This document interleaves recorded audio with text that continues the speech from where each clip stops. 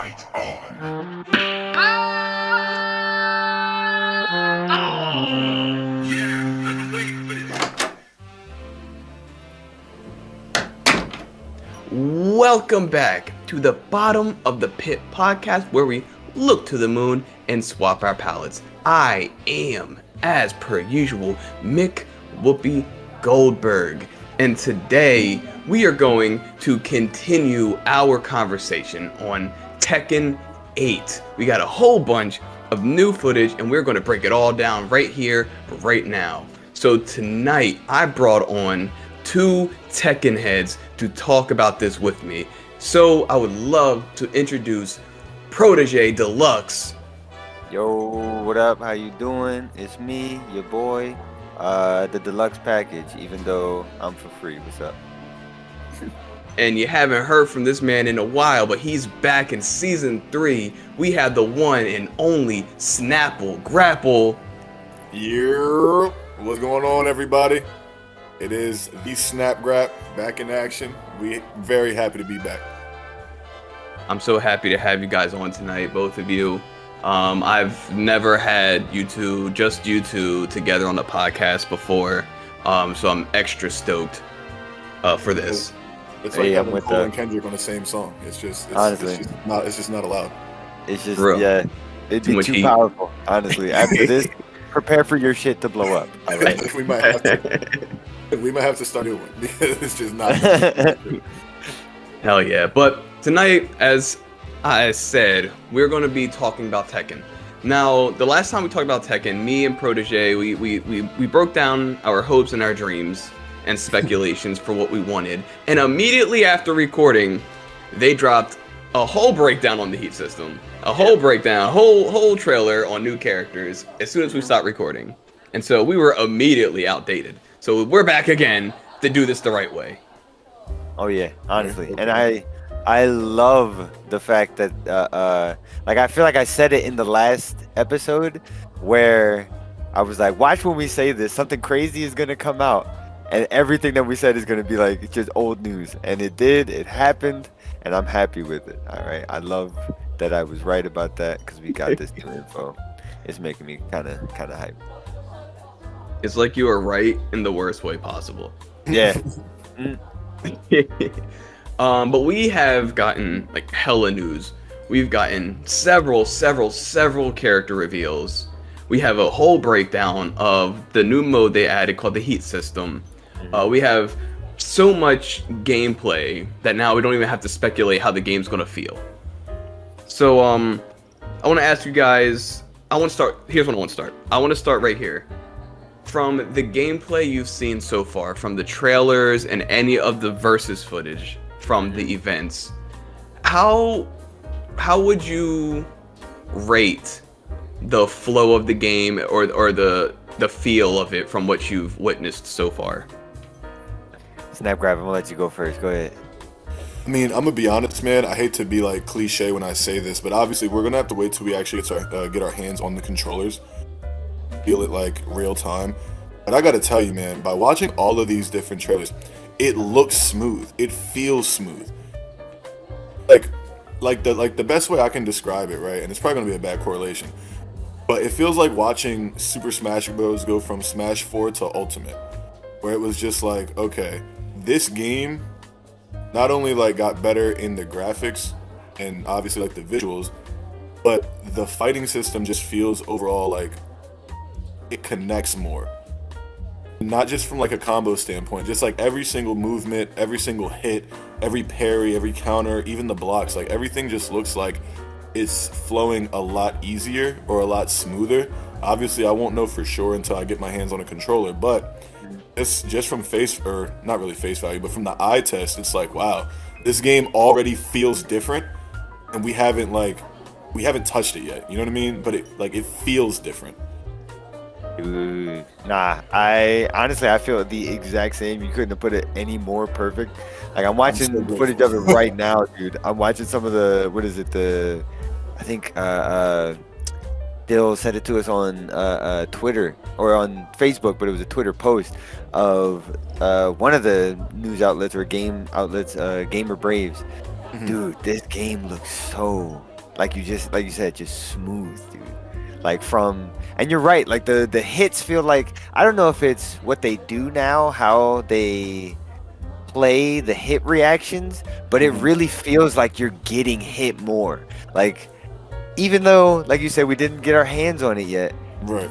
from the look of some of like how combos are interrupted or like if you're landing a successive hit, or like when you activate the heat, you hit them, activate the heat, dash forward, you know what I mean? Yeah. All it feels so much more crisp. And like, just having played Tekken 7 again after a while on my PS4, like it just looks like it's gonna feel better to play, if that makes sense. Yeah, it's funny. It's funny you say that about Tekken 7, because on the last episode, I think I mentioned that I would never like call Tekken a stiff game. But Yeah. but watching Tekken 8 and then looking back at Tekken 7 does look stiff and rigid compared to what's going on in Tekken 8 right now. And I don't even know if I describe it as stiff and rigid, but it's like I feel like it in Tekken 8, well, at least in my perspective, it's the opposite, where they tightened it up. You know what I mean? It felt like some of the stuff in Tekken 7, like when I say it feels like you got hit, like you know you got hit, in Tekken 7, sometimes you just get clipped with something that you're like, how the hell was that my hitbox? You know what I mean? Yeah. Yeah. And it didn't look like, and again, we haven't gotten our hands on it. We're only seeing limited gameplay of 1 or 2 matches, something like that. But it looks like when you get hit, like they just tightened it up so much where it looks almost like, yeah, man, I don't know. It looks like it's stiffened up, but in a really, really good way. And I can't wait to play it so that I can see for myself. So if I can interject at all, right? When I think about Tekken 7, because I've actually been playing Tekken 7 like a lot over the past couple weeks to months in preparation for this, and just to sort of get back in my fighting game vibes. But when I play Tekken 7, it feels almost like a blur. Like everything I do just feels blurry. Like once I start hitting, unless I play King, right? Because, you know, it's mostly grabs and slams and stuff. But when you use other characters that have quick combos, or, you know, pop you up in the air and then start doing what they do, or even pick you up off the ground, like Greg, when you used Ryan, and you know them crazy combos where you'll like knock me across the map, but then you'll like pick me up off the ground even though I'm still on the ground, and then keep hitting me with moves. Things like that always feel almost blurry to me when every punch connects. And you combine that with the special effects that they add to the game per hit, you know, like the little hit explosions or whatever. The visuals just feel blurry. But as I watch this stuff in Tekken 8, I'm like, that's a hit. I'm like, okay, that's a hit. Okay, those are multitudes of hits. Okay, oh, that's all connecting. It even looks like it's just like you said. You like it looks like you're getting hit. But you can feel it too. I'm gonna throw this flying knee out there, and your body's just gonna hit like 16 flips. It's like, no, he threw a knee, and his face like jerked backwards, and now he's on the ground. You know what I mean? Like, it's small little cosmetic changes like that just make the game feel so much more. Like I said, I don't know what the opposite of like a blur would be, but just so much more fluid to me. Like so much. So much It's better. crisp. It's crazy. It's calibrated, bro. It's there. It's crazy because the characters are doing way more outlandish things compared to what we're used to them seeing. Kazuya's shooting lasers mid-string. Nina's shooting guns and stuff. John creating lights and stuff. Yeah. And they're using all these like outlandish attacks, which all look amazing. But like you said, they're not doing like 20 flips in the air to make the combos work and stuff. Everything looks a little. Everyone's moving a little bit more realistic, despite them being hit with things that really, like, you know, Nina shooting you. You should pretty much just go down in real life. But I can imagine if a bullet wasn't tearing through your body would react in the way that Tekken 8 has it doing. Yeah. Right. Dude. Kazuya turning devil in the middle of a combo, dude. Oh, so fire, That's dude. cool. When he activates his heat, he turns to like full devil. It's so cool. That's so crazy y'all said that, because when y'all were talking about the lasers like mid combos, I was like, in my head I'm thinking about Jin and how his mid combos, like the little devil wing pops out for a second, then he like knocks you in the air, flies up, slams you. I'm like, damn. So it's just like base now. Like it's like Dragon Ball Z, where like okay, we don't have the Said aura based. anymore, but the Super Saiyan is always on us. You know what I mean? For real, for real. How? yeah. So you guys are pretty positive on that. I was gonna ask you guys, how do you feel about them? I don't want to say deviating, but they're definitely letting their imagination stretch with how these characters could fight, in a looser sense. In they're not adhering strictly to their chosen martial art. Now, Yeah. you know, Kazuya's his Kazuya martial art style, his Mishima style karate, but he's using devil lasers now. Or you have Nina using her Aikido, her assassination Aikido stuff, but she's also shooting you and shit and stuff like that. How do you guys feel about them adding additions like that? So what I enjoy about it personally, is it feels like natural progression. It feels like this is the 8th game in the series, and we shouldn't it's like I said, I had to take it back to the Dragon Ball stuff. Like we shouldn't have to be in our devil forms to be able to do devil stuff. You know what I mean? Yeah. We've been devils since what? Tekken 5? Tekken 6? Double Jin? Yeah. Yeah, Tekken 5. Right. So we have what, 4 or 5 And games? Kazuya was before that. Right, right. Devil Kazuya was in 1. Oh God, I didn't even know that. But Yeah. so, you know, that's what I'm saying. We have years and years of progression. These characters are supposed to, if I'm not mistaken, in the lore, keep progressing. You know, we have McWhoopi. They get stronger, yeah. Somehow. Yeah. And like McWhoopi, I mentioned it to you earlier with like Leroy being added into like the base game. Like to me, that feels like a part of progression because Protege Deluxe brought it up to me that Leroy is actually a very important piece of the Tekken story, that Netflix show, the Netflix anime that they made, and I'm pretty sure that like that lore is all accurate, right? No, that's all brand new, honestly. Really? Strangely enough, I never actually watched it. Strangely, because I totally planned to watch it and I definitely didn't. I have no idea why I didn't. I didn't watch it for no reason. He wasn't like a character that they brought back. He was made up fresh for Tekken 7, but he was super popular in the tournament scene when he came out. That I was like, okay, they see how nice and how loved this character is. Mm-hmm. We're gonna do some shit for him, and I love that they did that instantly.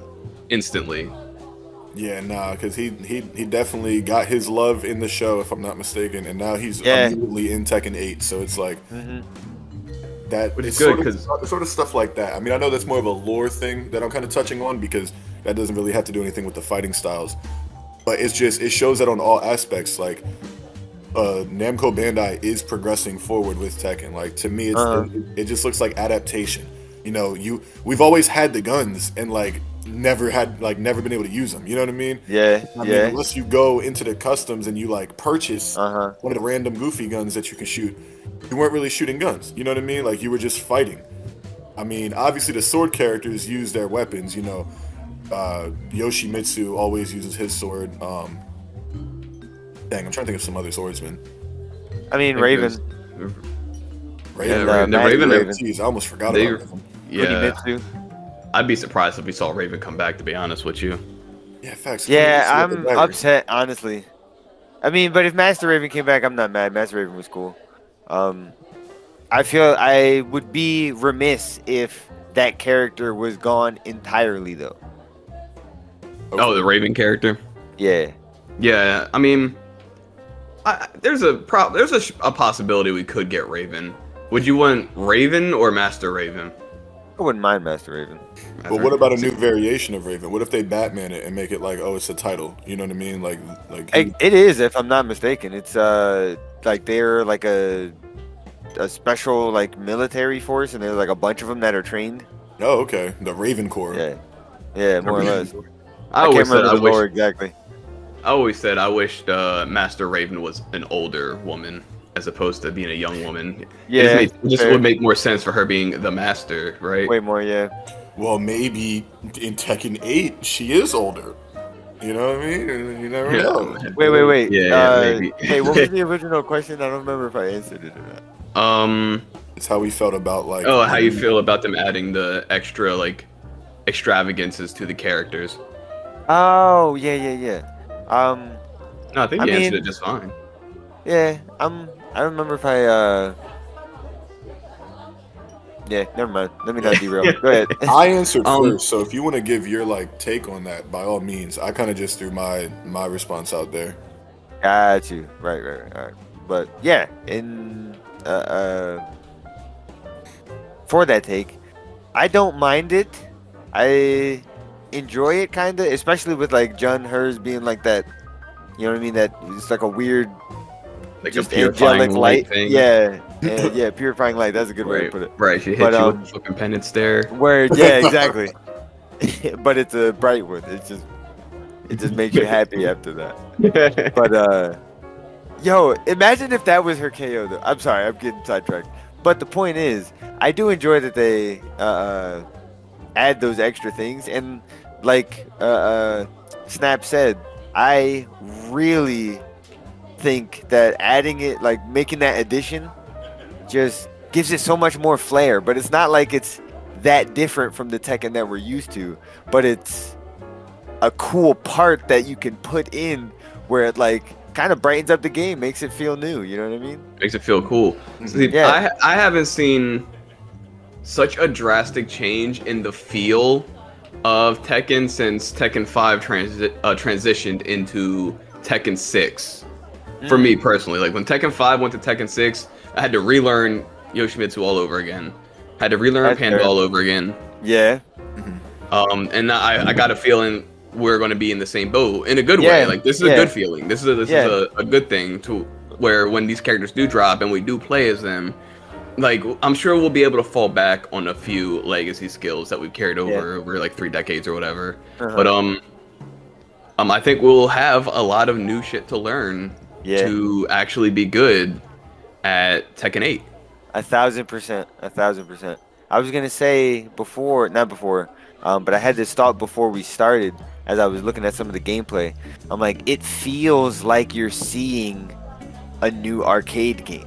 You know what I mean? You ever walk into, whether it's like the mall or something, and you see a new cabinet that you've never seen before? So you go and take it. It feels like that. And I'm like, damn, if they can make me feel like it's an arcade like back in the fucking day, this is gonna be pretty tough. It's gonna be fucking cool. I'm Word. excited. I'm mad excited for this. Because finally seeing these characters just do new moves is so cool to me. Like seeing Paul do a move that I had never seen before. Like when he runs up and he like punches you in the air and then he does the fucking suplex, the German suplex. Yeah. That's cool. I'm like, oh, now you guys are actually evolving the characters' complete move sets. Yeah. You know, Law is obviously pulling out nunchucks and stuff, but I'm sure he's got some new actual strike moves that are brand new. Same with Asuka when she dropped. They just added a whole bunch of power crushes for her, and Jun is pretty much rebuilt from the ground up. Things like that I think it's really exciting to see because now I don't feel like I'm buying like an expansion. Yeah. Exactly. It does. It feels like a brand new game, not just like, oh, okay, it's another one, like how Call of Duty does. Yeah, exactly. Yeah.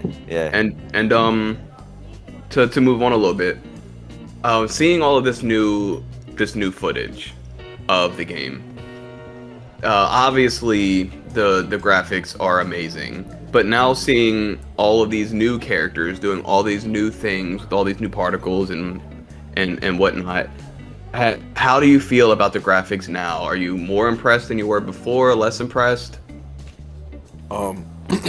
So me personally, I'm honestly super impressed because like I said, with Tekken 7, some of my biggest issues was as you would combo or as you would throw these like flurries and flares of hits, the bodies didn't really move correctly in my opinion. You know what I mean?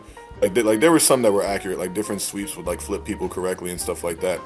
But I would just remember with certain characters doing like a quick combo and the bodies just don't really move. And I mean, we touched on it like a whole bunch in the beginning of this segment, but seeing like the hitboxes as the people are getting hit, not so much the offense, but like the person getting hit and getting struck, it makes the fluidity look so much more real because I just feel like we didn't really have that in the previous games. I feel like once you got knocked in the air, you just got knocked in the air and like just tossed around. With the graphics upgrade, every hit really is shown, and they like it seems like they took the time to really put the details in there, and I feel like that makes a lot of the combos look more devastating, so to speak. Like, it's one thing to hit someone really hard in Tekken and then you see like the explosions. It's another thing to hit someone really hard in Tekken and their body moves with the hit and you see the explosions. You know what I mean? Like, that's like the best way I can kind of describe it. Just the gameplay graphics boost into what they did.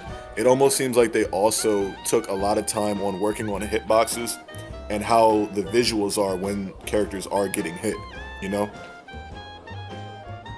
Yeah, I feel you. And graphics, that's what graphics in effect should do, right? Like, make you able to kind of like put yourself in there. Right. Yeah, absolutely.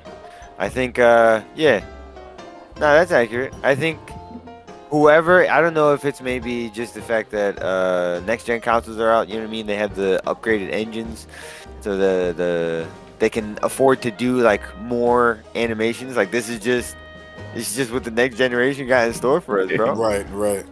And I mean, and it helps also that Tekken 7 sold incredibly well. Yeah. So now they have a budget to do all this. Yeah, because Tekken Tag 2 sold so poorly, it almost killed the franchise. So, and it shows big time in Tekken 7. Yeah. Or at least in early Tekken 7, I'll say. But Tekken 8 does not have that issue whatsoever. They came out the gate swinging. Yeah. I actually have a question. Even- Now that you said that, Kay, or McWhoopi, I apologize. A quick segment that we can answer either like now or later. What do you think they could do to make a Tekken Tag more desirable? Because for me personally, I used to love our Tekken Tag nights. When we played Tekken Tag together, those were some of my favorite Tekken nights. You know what I mean? Like, I was introduced to Tekken with Tekken Tag 1. You know, like, I wasn't as far back as a lot of people were with Tekken. I mean, I've played it in my childhood, arcades and stuff. But as far as, like, getting into Tekken and having a desire to be good and be competitive, it started with Tag. You know what I mean? Well, first of all, Snapple, Tekken Tag 1 came out close to 20 years ago, I think. Oh. So you still an OG for starting at Tekken Tag 1. Well, geez, I didn't even realize how long 20 years ago. That's a long time. Good lord. That was between 3 and 4, right? Yeah. Yeah. Oh, yeah, okay. So you still an OG for starting at Tekken Tag 1. 4 or 5. I'm bugging. Yeah, nah. No. If you started on 3 or Tekken Tag, then that's a long time fan. Okay, okay. You still an OG for that. Put OG next to my name. FCOG. But to answer your question, I think and it's hard because if you're going to make a Tekken Tag, I think people assume you'll have some type of tag mechanic, and it was really the tag mechanics that kind of broke the game a little bit. I think in this day and age, what people would kind of want would be a tag mode as opposed to a Tekken Tag 3. Okay. You know what I'm saying? Like a tag mode where you can 2v2, you just switch between you and your partner. Maybe maybe they have some type of like small mechanic, like maybe like a tag escape or something, or maybe you can tag in your partner mid combo. But they had a lot of like when you look at Tekken Tag 2, there's a lot of different tag nuances in there. Everyone had different rages, like how fast they would go into rage depending on your tag partner. If you teamed up Xiaoyu with Jin, Xiaoyu would go into rage if you knocked like 25% of Jin's health off because she's in love with Jin. But if you put Kazuya and Heihachi on the team, Heihachi would have to be like close to death for Kazuya to enter rage mode. Oh wow. Probably because he just doesn't want to lose the fight. He doesn't care about Heihachi. He doesn't want to lose the fight, so now he's mad. Okay. So there's a lot of small nuances in the tag mechanic that was in Tag 2 that kind of made it hard and difficult to learn and enjoy. Not to mention they cut everyone's health in half, which also made it hard to play. Yeah. So if you want to bring in a Tekken Tag 3, especially with this kind of system, I think they should just add a tag mode to Tekken 8. Okay. And I feel like that would just like scratch the itch. You just have a 2v2, you can switch in and out. Maybe there's like a tag assault thing. You pop your opponent up and you can switch to your teammate mid thing, and then you can continue and just like keep it. I don't want to call it shallow, but keep it more simplified as opposed to how deep Tekken Tag 2 was. If I'm making sense. No, that actually makes perfect sense because honestly, that's all I really wanted. So the fact that you say that, like, it's like you're in my head because I don't really want a Tekken Tag game. You know what I mean? Like, I can definitely understand the fan base not liking an entire game devoted to Tekken Tag tournament. You know what I mean? But if we're getting like a Tekken 8 or a Tekken 9, and then randomly you can just be like, oh, local tag, you know what I mean? Like that, to me, that's peak. Like, why? Like the fact that it hasn't been put in already is like bugging me. Yeah, because some of our best nights and kind of a foundation the food chain was built on was our Tekken Tag 2 nights. Yeah. Mm-hmm. So to bring that back, I feel like I feel like a lot of people want it more than not want it. I want it for sure. Yeah. And I would love to do that again. But I also like have my big, deep personal grapes with Tekken Tag 2. Yeah. That I really wouldn't want them to make that a mistake like that again. Nah, I feel that. So yeah, that's just my answer. Nah, I feel that 100%. So, damn, Protege, do you like what's your take on Tekken Tag? Because if I'm being honest, bro, that's where me and you started with this Tekken stuff, bro. Like, I felt like the Tekken Tag nights were like between playing with you and the food chain. That's where I truly desired to become a good Tekken player. Like, I went out and I bought Tekken Tag 2. Yeah. And I like put in hella work. You know what I mean? Yeah, no, I feel you exactly because that was the same. I mean, it did the same for me essentially. Okay. Because I started back on Tekken 6, but for whatever reason, Tekken 6 decided to do this stupid fucking thing, and I think you had to buy like a season pass or something like that to play the game online. Oh, they used to do that. That's right. Yeah, and I did not want to play. I'm not going to pay money for that. Right. So I didn't know what it meant to get good at Tekken. I just kind of did cheap shit to beat the computer. You know what I mean? But that doesn't mean you're a good player. I had no frame of reference. I go to Otacon for the first year ever. I go to the game room.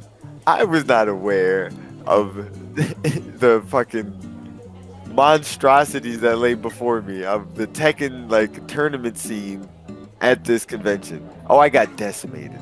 So that was like, I need to get good at this game. I need to get good at this game. But Tekken Tag 2 is where that happened because I had the food chain and we started playing together and it gave me a frame of reference. I'm like, okay, my friends are good. So if I can work to even get as good as them or beat them, then I know I'll be good.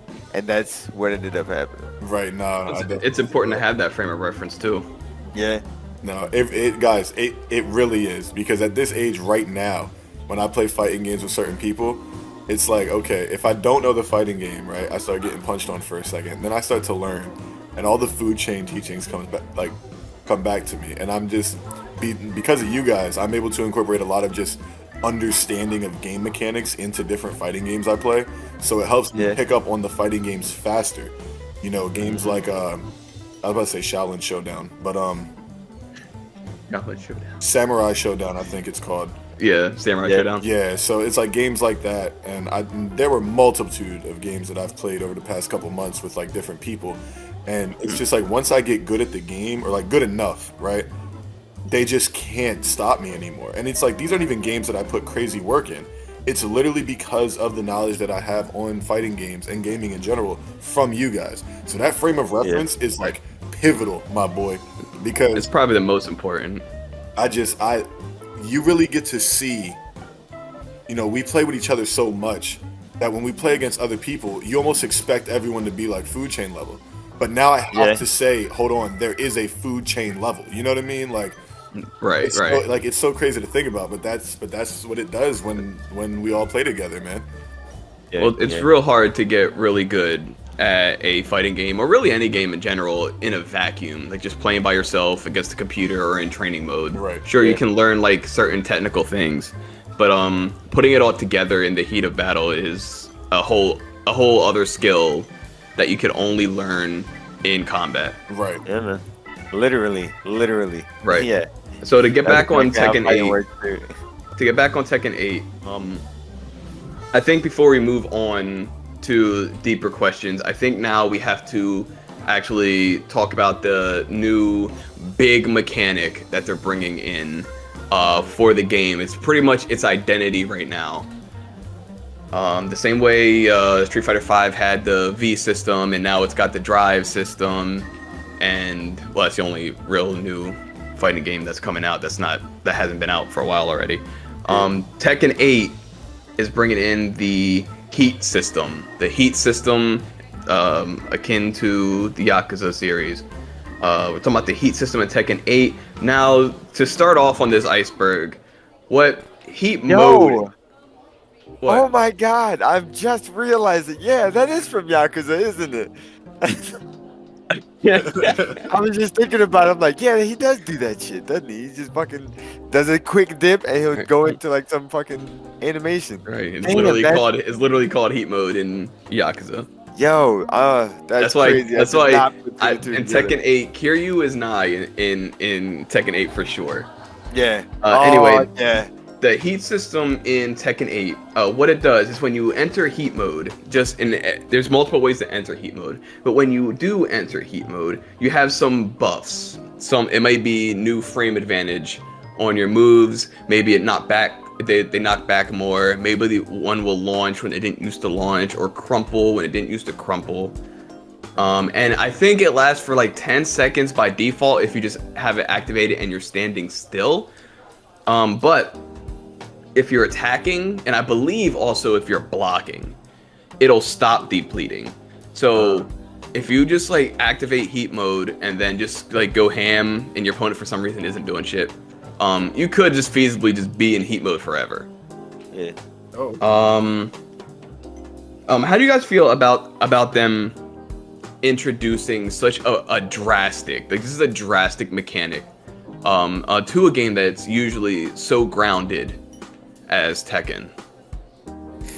Man, let me tell you, I am all about it because it's about fucking time. Honestly, I feel like the Rage art system, I was kind of adverse to at first, but as was joked about in the group chat, how I've said already, when you realize that it's just a new part of the game, it just kind of opens you up to go, okay, how do I train around that? How do I get good around that now?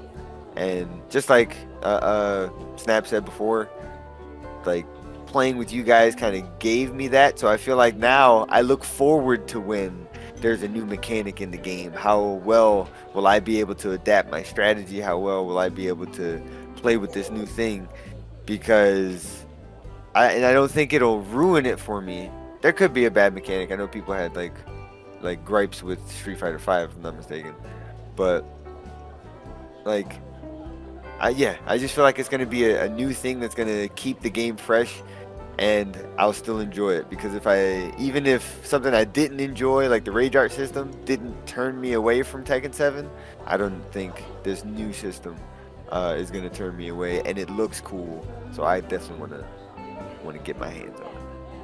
Well, that's heartening to hear. So I'm sure some people are turned off by it entirely, which would be a heartbreaker because it's kind of a cool system when you break it down. Honestly. And it's a normal reaction to have when they're changing a thing you really like. It's true in a game that doesn't usually change so drastically. Yeah, exactly. It's not like Mortal Kombat adding a new system. It's like, yeah, you guys got a new system every game. Like, we're used to this by now. Word. Snapple? I mean, personally, I'm still very on the fence about it. I mean, it looks both interesting and terrifying, like on like gameplay trailers and stuff. And I say that because one, I gotta ask the question before I even like delve into this. Do we still have the Rage system, or did that get replaced by the Heat system? Like Rage Art No, we still still drives. There's the Rage mode, and you have your Rage Art, which is like the big super. Rage Drive got replaced by a mechanic that we'll talk about later on. Ah, okay. So I'm gonna be honest with you, man. That kind of scares me a little bit, especially when you get into the idea that like there's things that you can do to prolong the duration of like the heat system. Because when I was looking at some of the reveal mechanics thing, it said something about you get like a 10-second window, But then it's also like, oh, if you do this or that, you can really be in there for a long time. And it's like, well, how much stronger does it make you? How, does it give you priority? Things of that nature. Like those are the sort of the concerns I have. And obviously, it's what Protege said. Working around that stuff. But at the same time, when you're like me, who's always like really late on catching on to things, it's like, damn. By the time I get good at the heat system, everybody's gonna be so good at the heat system. I might learn how to stop it for like a moment. Or if someone gets it going, I have no room to try to do anything about it. You know what I mean? I feel you. And then when you compound that with like the rage art and whatever this new mechanic that you said replaces the rage drive, it's like it does for me personally. It causes a little concern because I'm just like, well, damn. Can they all just counteract each other? Like if I'm in a detriment, or I don't really play like that, but if you're like running somebody down normally and they get into their rage and they're like, oh, rage drive or rage art, and then they miss, right? And then you try to like finish it off, but here they activate the heat, and now they're just hitting you with a pummel and you're just losing all this damage. Could that change the game? Like is the heat system impactful enough to completely change the game like the rage system can? Right, I see what you're saying. The heat, when you activate this heat mode, just like raw, just like I'm just gonna activate this right now instead of doing it in the other ways they have. You can not interrupted, but it's not like a plus move that like knocks you back or anything if you try to interrupt it. You can just get like poked out of it. So if in this scenario of yours, if they whiff their rage drive and you don't punish them immediately for whatever reason, right? and they activate heat mode, you can still punish the activation of the heat mode. And if you decide not to do that, then I don't know, maybe you're playing with your food or something. Yeah, you're definitely in for a quick game at that point. Yeah, but a cool thing about heat mode that I think we learned in one of the breakdowns, and I'm sure there's other like things elsewhere that have other characters, but from the breakdown I watched, they gave 2 examples that in heat mode every character gets a different buff. Okay. And 2 examples that this one gave, and I think we watched the same one, me and Protege, I think, because he shared it on the our group chat. King, when he's in heat mode, his Jaguar run, which allows him to like dash forward into whatever, I think it's a new move, or maybe it was one of the added moves that they added late in the Tekken 7, I'm not sure. Mm-hmm. But that move gets armor during heat mode. It doesn't normally have armor, but it has armor there. So now it's got an armor. This heavy grappler now has an armored run while he's in heat mode. Okay, I think so that's scary. In his trailer, like a quick glimpse of that. Yeah, he does like a little shockwave on the ground, and then he runs, and the person tries to hit him, and he eats it, and then does, I don't quite remember what the move is that he does. Right. But also Kazuya, his electric wind god fist, the big electric uppercut that's super quick, best move in the game, but it's hidden behind a really janky frame perfect input. In heat mode, it doesn't have to be frame perfect, so you could probably just do a Hadouken command and get that thing to come out while he's in heat mode. And then when you're out of heat mode, you better be perfect, or you're just going to do like a regular down poke and get fucking launched. Oh wow, okay. So I think that's cool that everyone has different things that they can do in heat mode that other characters can, and it makes me excited to see. That's what I'm saying, dude. Like, I can't wait to like try it. Yeah, dude. no, I didn't know it was character specific. I thought it was just a system mechanic where it's like, all right, every character's different because it's the next game, but here's their one like common denominator: heat mode, rage mode, or whatever the case may be. I mean, obviously everyone has their own like little special, but when it goes to the heat mode thing, I'm like, all right, well, I feel like you either activate heat mode or you don't get a chance to because someone else activated theirs and they're just pummeling you. You know what I mean? But you're saying there's like little aspects to all of them that get very, very specific per character. I think that's a great touch, if I'm being honest. Yeah. Yeah, and I like that a lot. Same. It makes it. I like that they did it to emphasize being an aggressive player. But I think that's just because that's my play style. So I like, especially with, like, I use Brian Fury. I like being in your face. I like being able to hit you with multiple strings that, you know, have a small block stun so that the one time you try and hit back, I got you. I love that. I love that.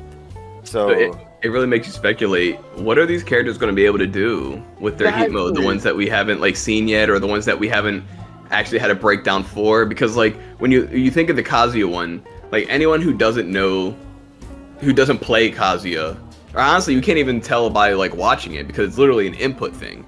yeah, So like you wouldn't even be able to know. We could be watching these people take full advantage of their heat mode buffs and we wouldn't realize it because it's so like intricate. It's so inside. And I think that's exciting. yeah. Oh, it's gonna make people feel so. I can't but- wait. But we talked about heat mode, and you can activate a raw heat mode, and you go into like a little pose, and then you're in heat mode. But you can also do what's called a heat engager. Now, what a heat engager is a big ass move. I think every character has 5, I think. And usually, according to what they said, they have attached these heat engagers to the character's signature techniques. So you see Paul's like his big death fist. Phoenix Punch, The Phoenix Punch or whatever, where he screams and then he punches you real hard and it does a lot of fucking damage. That's a heat engager now. So when he hits that move, I think even on block. No, I don't remember. I don't think he's on block. Probably okay. You're probably right on that one. Is that where the But when he hits that blast comes in? move, yes. Okay. He'll go into rage, and then here's like where this is where I was initially confused. So I had to watch like several videos because I was in like small brain mode. When you hit with a heat engager, you get two stocks of what they call heat energy. You'll see them, they're like 2 8s Right, by the heat right. meter. And you can immediately spend 1 to do the dash to follow up, or you can hold it and do different things with it. I think so far you can just kind of like do the dash. I'm not sure. But when you just activate it raw, you get 1 energy. So you can do your heat engager, and that puts you into heat mode. And I think that's pretty cool also. And I don't know, how do you guys feel about all the heat engagers for one before we continue? Like the concept of a heat engager. 5 per is kind of wild, especially like with what I was saying, with being curious on how effective the heat mode is in general. Like how much of a game changer can this actually be? And if you're saying it's a massive game changer and every character can do it 5 different ways, that is kind of scary. That's like exciting, don't get me wrong, but it's also kind of scary. I can't wait to see how it'll chain into other moves, and if it hits the dash instantly. I've seen some of them where it does feel like it'll do a lot in the way of, like, I've seen some of them where the combos do a very, very good amount of damage, and sometimes they'll have a second one where they can do it again immediately after. That shit seems like it's really gonna be dangerous. Yeah. But again, that it rewards the aggressive player, and that's I'm looking forward to. And that's the philosophy. They said aggression is the philosophy, which is It also does seem something really I scary, want to though. touch on. I might as well touch on it now. I like the way they're doing aggression in Tekken 8, because I've gone on record on the podcast as saying that I'm a defensive player, always have been.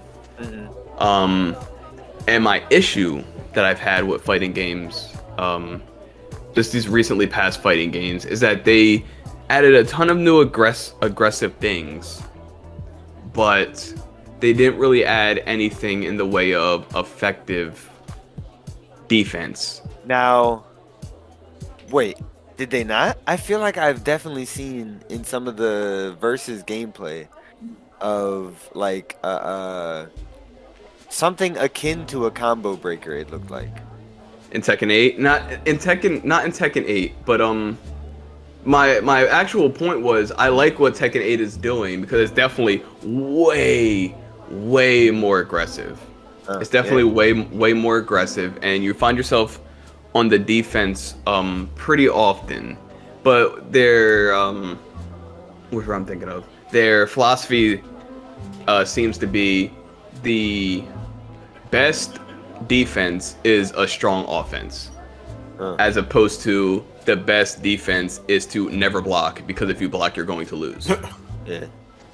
And I noticed that when there's a deeper breakdown where they said something along the lines of, when you get knocked down and you do like a rising low kick, you know, when you're on the ground you hit circle, Right. I think it is, or 4 or B, however you want to notate it. If you counter hit that get up kick, you can launch your opponent for a full combo, and then you're on the offense. And I think like watching, like learning that and reflecting on everything I've said and like felt up until now, I think what I dislike more than raw offense is being punished for winning. Like, I knocked you down, you should not have the option to launch me unless you're a specialized character that can do that, like Eddie or someone, you know, he's got the breakdance get up move that can like do shit to you. Right. But I don't like being I don't like losing for winning. That's it. And I realized I dislike that more. So having this philosophy of a strong defense, the best defense is a strong offense, is something I can actually get behind going forward, I think, knowing, you know, what I actually disliked about past games. Because Mortal Kombat 11 was bad for that, and Tekken 7 was bad for that, and Street Fighter 5 was very bad for that with the V trigger system.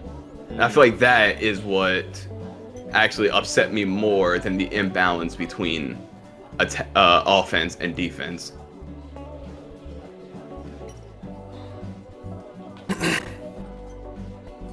What were we? We were on heat engagers just now. Yeah.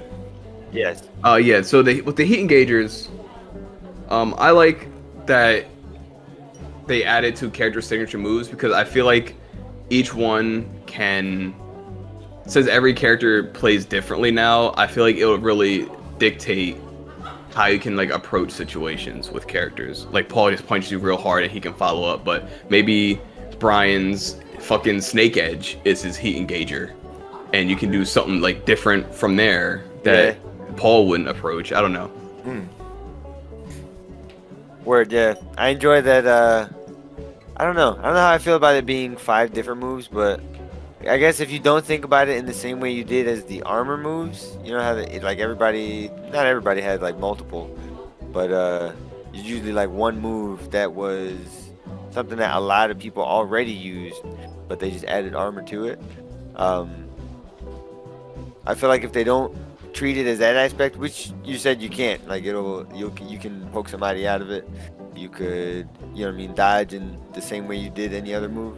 I feel like it'd be it's gonna be all right that each character has 5. Yeah, I agree, because at least it's balanced. You can think it's excessive, because I definitely do with the 5 per, but at least everyone has 5 per for me, you know. True. It's not like one character has 2 and another character has 6 or something like that. It's like, oh, look at the formation of his legs. You know what move he's about to do. He's about to go into his heat. You know what I mean? Okay, so we talked about the heat dash kind of, but that's where after your heat engager, you do like a little dash. But I believe you could spend your heat energy to just do a dash, like just raw. Okay. So I think that's a cool thing if you want to like close the distance, or maybe you're in heat mode already and you do a move that's not really related to your heat at all, and it like knocks them away, and normally it wouldn't be a fucking combo, but then you can cancel into heat dash or something like that. How do you guys feel about that mechanic? So personally, No, you're saying you Go ahead. Oh, sorry, my bad. Just for clarification, you're saying you can do that, or that wasn't speculation? You can do that, yes.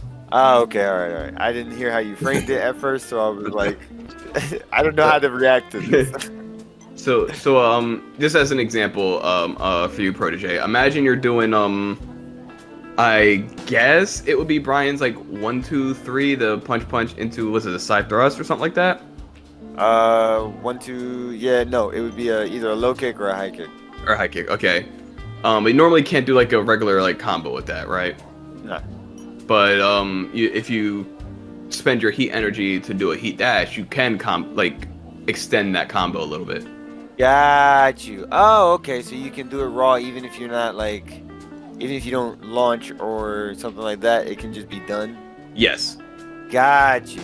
It kind of reminds me of like Yeah. old school Dragon Ball games where like at the expense of your ki, you could keep combos going after you knock somebody by doing like a super dash, like right back on them. You know what I mean?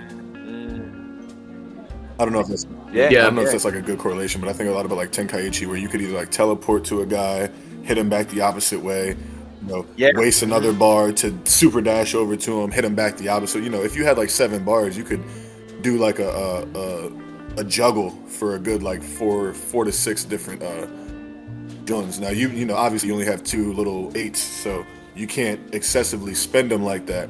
But I think a lot about the idea that like characters like King, right?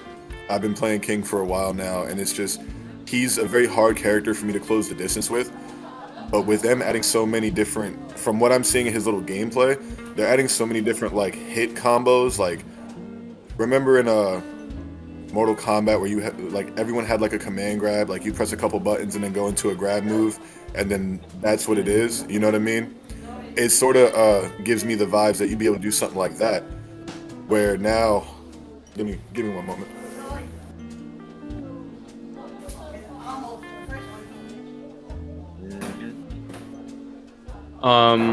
But yeah, I like the addition of the heat dash also because it adds a new layer of depth in certain situations because not every character has like crazy high combo potential. Like fucking like I think Gigas has it the worst in this game. Yeah. In Tekken 7, and I really don't think Gigas is coming back for Tekken 8 because I think I might have heard that Jack has some of his moves now, so I don't think Gigas is going to come back. But if he were to come back, I feel like he'd be a much stronger character because he has some just like really strong 1-2s that don't lead into anything. Yeah, very much. Yeah, I think. I mean, for a character like him, I would hope that as he's getting, or if he gets ported over to this game as well, that they would update him much in the same way that they did most of the other characters. You know what I mean? Give him some new moves, give him some actual interesting history or something like that. Something. Word, but even if they, what's it? Oh, using the heat mechanic in that way to extend combos like that. No, I feel like that's a pretty dope addition when you have, like you said, not super high combo potential, but also some people may just not have a lot of combos that, or any true combos that finish with a launcher or that have a launcher in them. Being able to do that where you can do one and then extend into something that maybe launches and then continue a combo, I think that's amazing. I totally agree with you. I totally agree with you because there's a lot of characters in Tekken that are what am I trying to say? They're like gimmick based. Like they don't have very many like true things going for them. Like Yoshimitsu or even Brian to a certain extent, at least before. I'm not sure how they patched him around. But like they're like gimmick based. Like you have to really condition your opponent to do certain things as opposed to just pressuring them with like highs and lows or grabs or something like that. So having like an option to like heat dash, maybe like a stray like string that usually doesn't lead to any gimmicks, I think is nice. It's like it fills in some of the gaps of some of these characters, I believe. Yeah, no, I feel that actually. Yeah, no, it does. It does that in a way that I don't know if it's just the way that they come up with the characters. I feel like some of the newer ones that they added, like Leroy, like Fakramrum, even though they were like he was still felt pretty limited. They kind of fleshed them out more than some of the existing characters that you know what I mean that have been around for 3-4 games. I feel like not lying. Yeah, I feel like Asuka is like that, in my opinion anyway. I know a lot of people used her, but I felt like in the last ones, she, like, going from 6 to tag to 7, yeah, she felt different because she wasn't a Jun clone, but it's still, I feel like they could have done more with her that they just didn't give her, and she always felt like a limited character because of that. Yeah, that's true. Like a very like easy to play, simple character, but limited for sure. I agree with you with that one. But she looks great in this one. So it's like they took these characters and they had to go back to the drawing board because of the introduction of the heat system. Like some of these characters will not function right with the heat system. Some of these characters can't even utilize it in the state they're in right now for what they're trying to use. That's why I believe we're going to see some pretty drastic changes in some characters going forward. Like I really do believe that. I think we've gotten the safe picks to start with, but I think the deeper we go, the more drastic we're going to see. I know characters like probably like Hwoarang, it'll be the same, or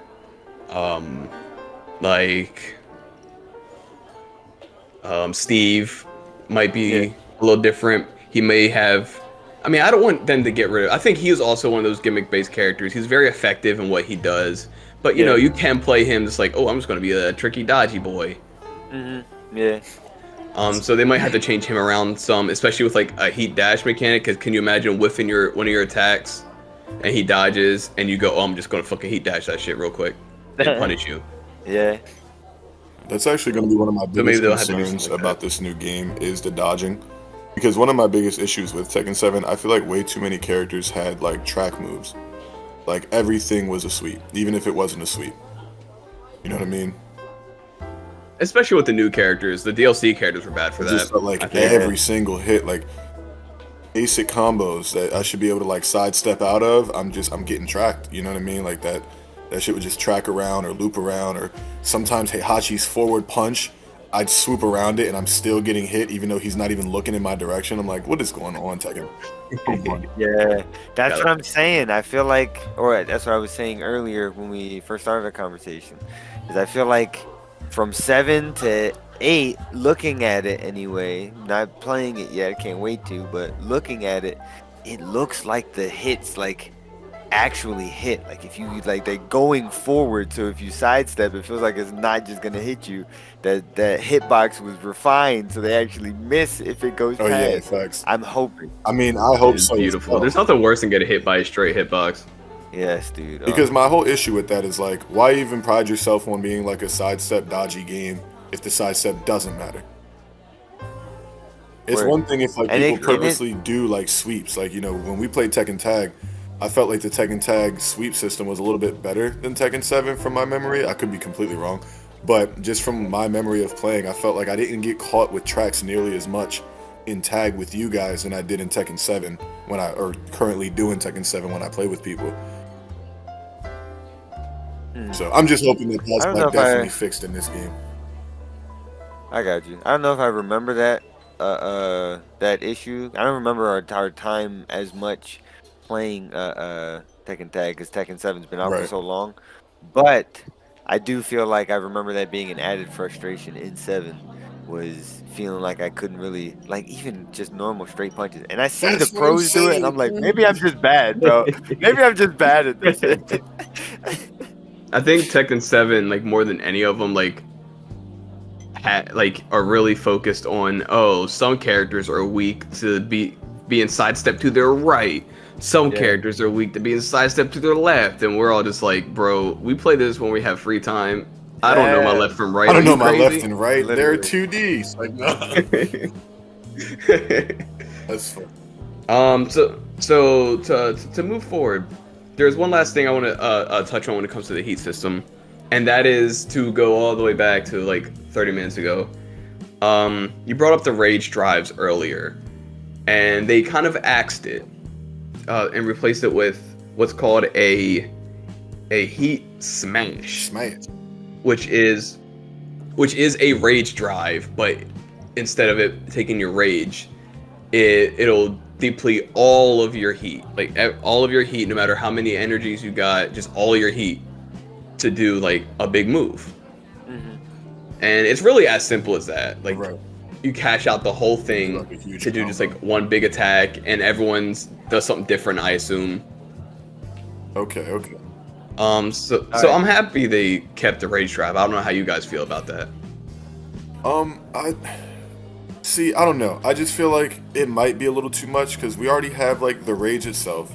We still have the rage arts, and now they had the heat system in where from what you're telling me, it seems like you can just do a multitude of things with the heat system alone, outside of even using Yeah. like the heat smash or the heat drive. You know what I mean? So now I feel like there's 4 or 5 just extra mechanics that they've put in the game over the past couple years that I don't want to say it takes away No, from the just- fighting, but it does feel like if you like, what are we mastering here? Are we learning how to break open the characters, or are we learning the timing with the heat system and like the rage? You know what I mean? Because I've played against you guys who, we pride ourselves on breaking open these characters, opening them up to the best of our ability, getting very crafty with all the moves and stuff like that, and just really mastering our favorite characters. Then I've played with people who will like absolutely bank on these extra mechanics. Like their entire gameplay is designed to beat you with these systems. You know what I mean? Because they're aware of how overwhelming some of these can be. It sort of reminds me of Mortal Kombat 11 when they added in them. What do you call them? The crushing Yes, blows. the crushing blows. I just remember hearing like for months people complaining about the crushing blows completely overwhelming just the game of MK. You know what I mean? And you guys would talk about the Sandman dude, how his crushing blows were Garrett. just like absolutely ridiculous, and they could completely dictate a easy. game. You know what I mean? That's what Yeah. sort of concerns for me. sure. Are all these little extra things going to completely dictate the game to a point where like getting skillful with your character isn't even it just doesn't matter anymore, you know? I see your concern. They are adding, like, now we have 2 whole systems And I'm not trying to look at it from in a the negative game where standpoint. Tekken used I'm to just have sort of throwing none. things out there based on like the history of what I've heard and what I've seen. You know what I mean? Right. Oh, No, yeah, yeah, and I see where you're coming from. And Tekken's unique in the fact that it used to just be like balls to the walls, feet to the ground Right. fighting. And now you have a whole rage system, and now on top of the rage system, you got a heat system that you got to manage also. Right. But I think it helps that the rage system is more passive than the heat system. Like, you get rage when you get rage. Like, if you're losing, you'll get, that's when the rage system will kick in, and that's when all you have with your rage system is just a rage art to worry about. And we've been dealing with rage art for, 6-7 years now? Yeah. So I think we got a mind for those at this point, but now as the heat system is brand new, we're going to be looking at the heat system how we used to look at the rage system, and then eventually I think we'll just settle in and be like, you know what, this ain't so bad. No, I feel Yeah. that. I feel that. The initial shock is always gonna be there. Yeah, For sure. I think I'm definitely like sort of going back to what Protege was saying about the adaptation and sort of I might not share the same excitement for trying to adapt to the new systems and stuff, but I also understand that I'm going to need to. You know what I mean? And I mean I have my concerns, but at the end of the day, this is their goal with this game. Add something new, bring something fresh into it, and see where it goes from here. Who knows? Maybe when Tekken 9 comes out, they just get rid of the heat system. Maybe it does so well that they bring out a whole new aspect to the heat system to try to refine it a little bit better in the future. You know what I mean? Or differently. Yeah, one good thing about our current generation of gaming is that, they can, because of the fact that we have live systems now, and they update regularly, especially with how Tekken did its life cycle with Tekken 7, dude. Like, constantly coming out with things. Now, granted, I wasn't paying for all them characters, but they were coming out pretty consistently, and at least you got access to like the maps when you're fighting. You know what I mean? You can still fight other people who have the characters. So I never really felt left out because I was like, I'm probably not gonna learn them anyway, but fighting against them is cool because I still get to learn how they are. You know what I mean? I was playing K a lot when he played Negan. and that it was frustrating, but it was cool seeing a different character, like someone who fights so differently that you're not Right. used to. In a game like Tekken. Because, I mean, everyone said it. He just Yeah. felt so out of place at first. And then you find out, like, you know, Jeffrey D. Morgan's a huge Tekken fan, and that probably had, like, a lot to do with it. But I definitely feel you, because he was a much different, like, feel for Tekken characters, you know? Yeah. I mean, yeah, so it was Noctis and fucking Akuma. But, Akuma was goofy because, like, he was literally just Street Fighter in a Tekken in a Tekken outfit. Yeah, that's what's crazy about He felt that. so crazy to fight, dude. I couldn't stand it. I for the longest thought the Raging Demon was unblockable, and then I realized, oh, I can just jump. Yeah. Okay. So every time he would do it, and I would just jump clear over him and fucking, Snake's Edge the fuck out of that guy. Hell yeah. Fucking right. Loved every second of it. But word. I'm sorry. What was the original question? How you feel about them bringing the Rage Drive back in the form of the Heat Smash? Oh, okay. So I was gonna say. Yeah, we got way off topic. Yeah. I'm so sorry. That's the ADHD kicking in. But fucking, I think it's neat. I think that it's good that one, they made it like cost your whole meter.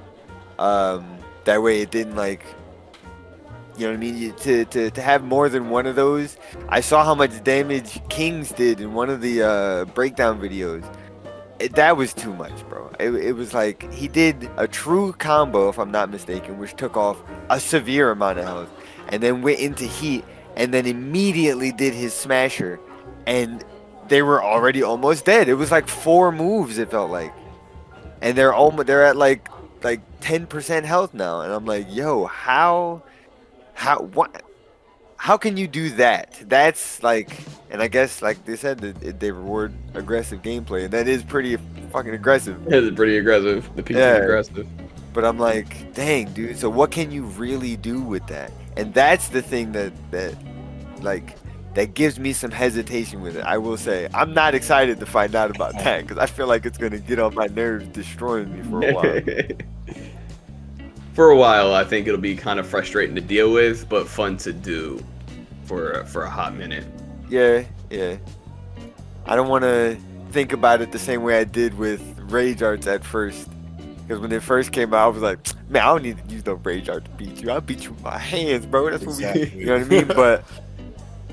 But eventually it became like, especially after watching so many of my favorite professional players use them just as combo extenders, especially in a really, really tough match where it's like, it's nail biter, you know what I mean? They're going back and forth, you get a launcher and you just do that shit. I'm like, damn, that kind of hit.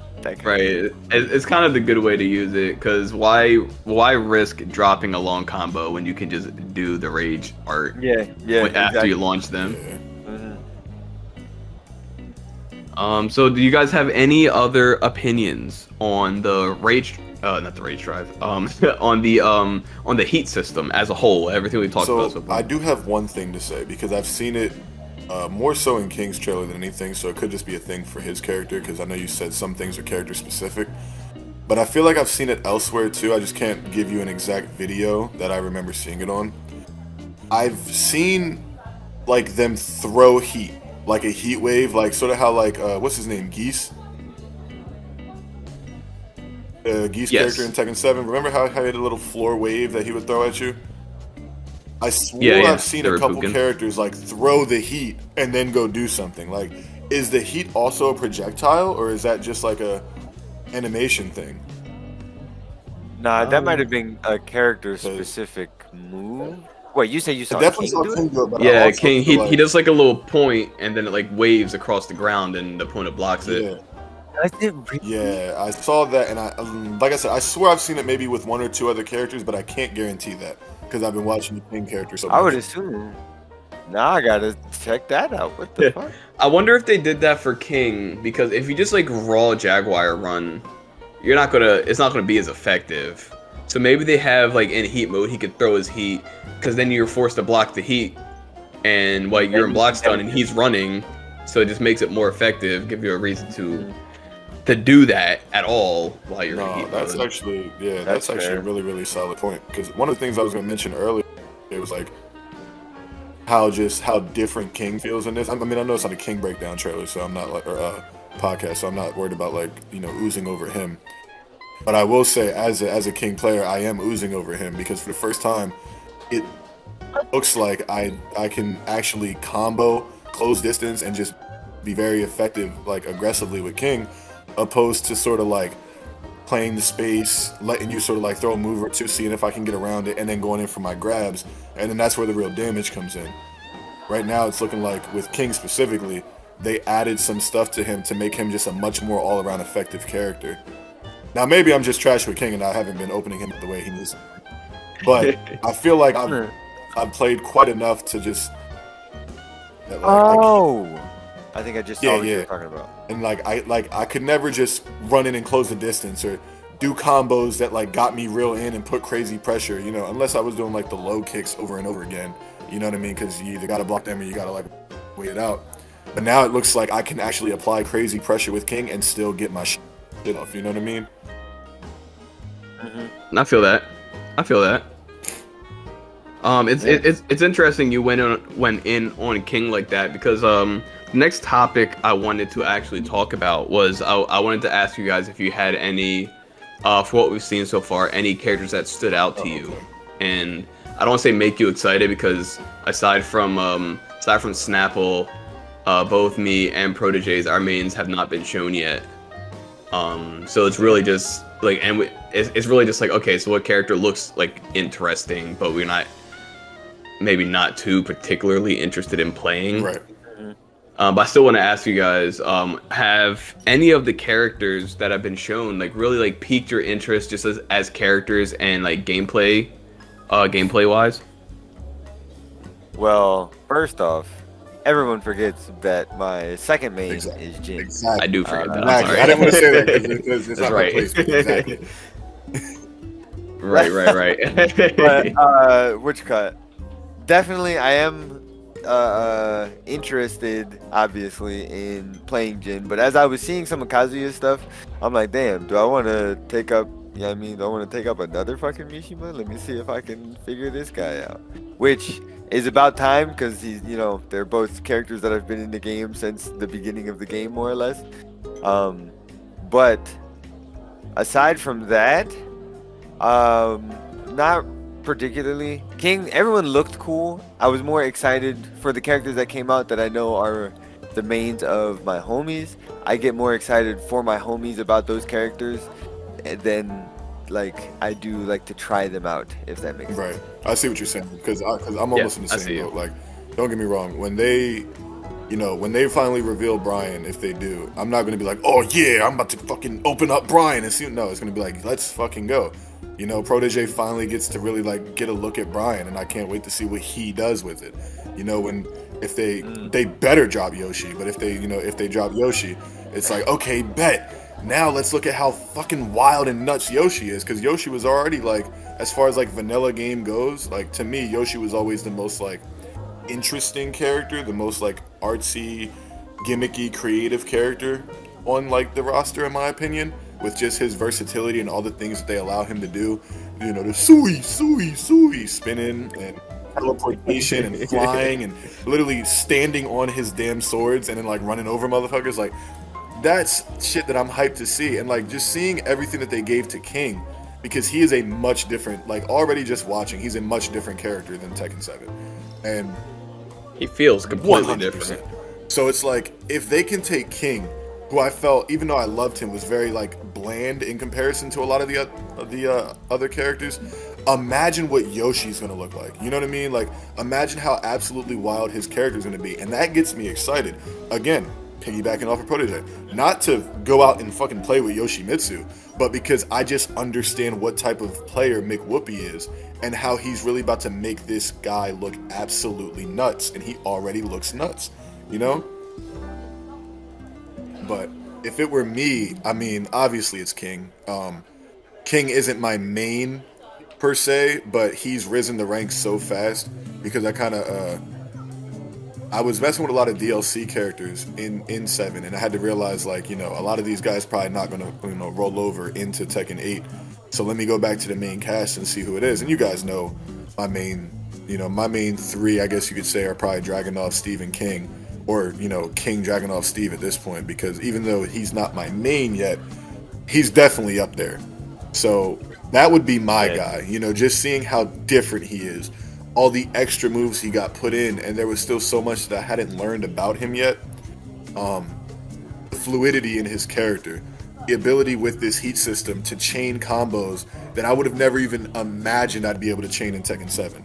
You know what I mean? Like looking at some of his gameplay stuff, slamming a guy here, kicking him off after you slam him, and then boom, a heat run into another kick slam, and then some super heat jumbo slam. You know what I mean? Like it's just a lot, dude. The jumbo It's just slam. so much, and it's like, good lord, this is just a taste of what King is really gonna have. You know what I mean?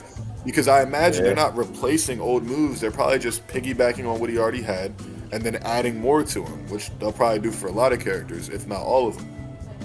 But if I had to say like specific characters, it's definitely King.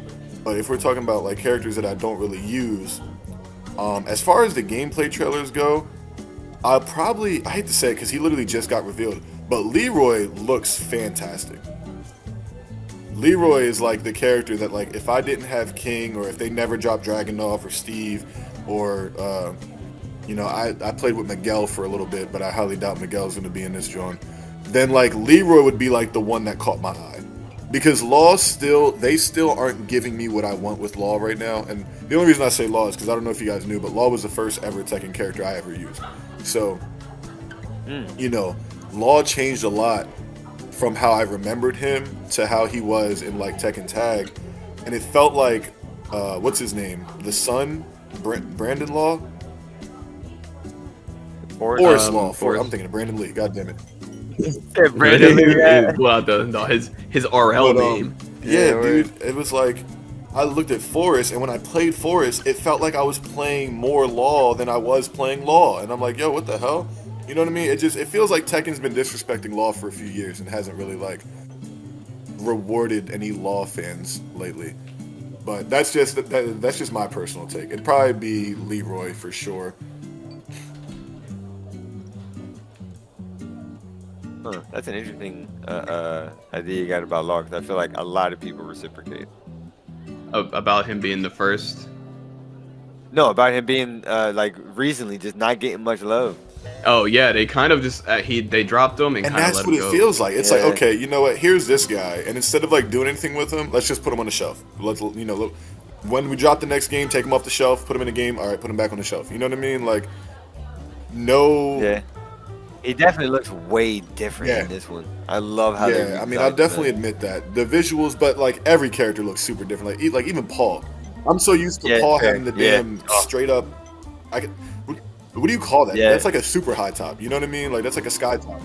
The highest top. The highest skyscraper. top. But yeah, and now his hair's all like down. He's talking about, tonight will be the night that I fall for you. Oh, what the fuck? So it's like, damn, a lot of these characters look massively different. Even King with his cosmetics. We talked about how they sort of added what I like to call it as like the Namor, necklace, where he got some better bling. He has like more of a furry type cape now. He has like a mane on his cape. Like even small things like that. All the characters just feel like different. Like they definitely feel like genuinely different characters. Don't even get me started on Jack 8. Like, good lord. Yeah. I had the same feeling about Jack 8 every game though. I'm like, damn, Jack 7 looked crazy, and then damn, Jack 6 looked fucking crazy. Damn, why Jack 5 look like that for? Prototype Jack. What's going on here? Jack, where your skin go? Terminator? Nah, I always did hate that they made him look less and less human with every fucking iteration. I was like, damn it, dude, that was like the thing I liked about him. I guess that comes from the anime though, because I did remember watching that as a kid. So I always wanted that to be what Jack looked like, and then every game I was just let down more and more. I mean, it is weird that he's getting more and more robotic, because he's getting worked on by the same woman that like he's saved, I believe. Yeah. So it's like, why aren't you making him more like human-like? If you want him to be like, then again, I don't know what her intentions are, to be honest. Yeah, it is Tekken. She could be a fucking Mad It's true. Kangaroo I scientist. mean, I hate to say it, but let's think about little lore connections here, right? Kay's gonna hate me for this one.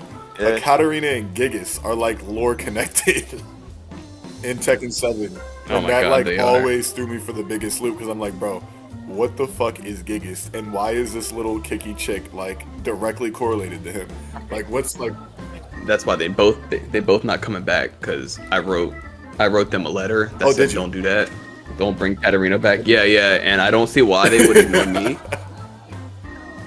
So I don't believe we'll be seeing Katarina back, so you guys can thank me for that. Word. Thank you, honestly, because I Are fucking. you saying we're not getting my fourth main? No, I'm joking. No, we're not getting. Not my I'm sorry. fourth main. We're not getting your fourth main back. Yeah, that's funny as hell. But nah, so like, I will say, when it comes to like the mechanics slash cyber slash humans stuff, again, I'm not the most knowledgeable on the Tekken lore, but I would say, Protege, that I'm actually glad that they did that, because the opposite would feel like Brian. Because after you guys told me that Brian was like cybernetics, I'm like, oh, okay, well, there's like your human cyber. You know what I mean?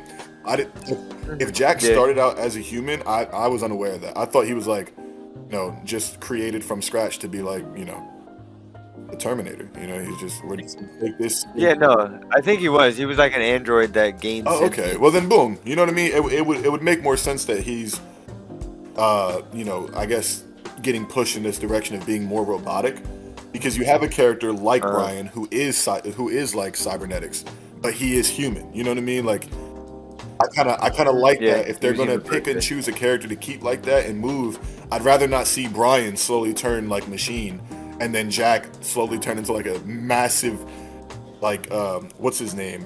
Like Marduk type human. You know what I mean? Where he's just massive. But now he's human. And That is kind of how he was. Yeah.